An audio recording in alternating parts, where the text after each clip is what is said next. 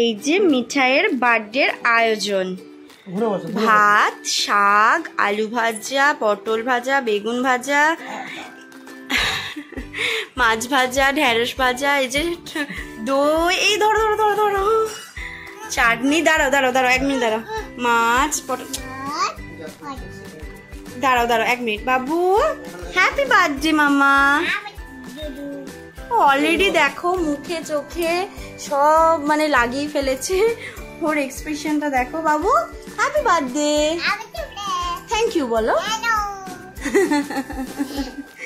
Good girl, নিজে নিজেকে good girl বলছে।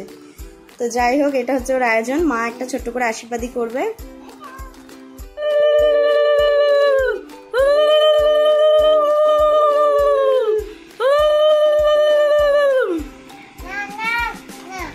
আশীর্বাদী করার আগে ওর ভাত খাওয়া শুরু হয়ে গেছে। কত আমা খাবে, আর আশীর্বাদী গিফট ঠাম্মির তরফ থেকে।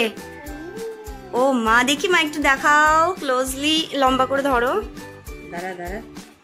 এই দেখো, এটা হচ্ছে মিঠাইয়ের আশীর্বাদী গিফট। কেমন হয়েছে বন্ধুরা? এবার পরি দাও মিঠাই সোনাকে। হাতটা পরে নাও মিঠাই, হাতটা পরে নাও। এই দেখো মিঠাইয়ের গলায় কেমন লাগছে বন্ধুরা, জানিও। বাবু হাতটা কেমন, হাতটা কেমন? দারুন দারুন। আচ্ছা, তোমার পছন্দ হয়েছে? ওর পছন্দ হয়েছে। আচ্ছা, এখানের মধ্যে কোনটা খাবে তুমি? ফিশটা? ফিশে কাঁটা থাকবে মামা? আচ্ছা, ভাত হাম করো, খাও। Happy birthday.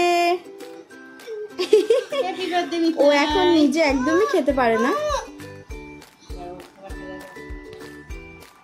ও এখন নিজে একদমই খেতে পারে না, ও এখনো পেস্ট করা খাবার খায়, সেরকম কয়েসে দাঁত বেরোয়নি।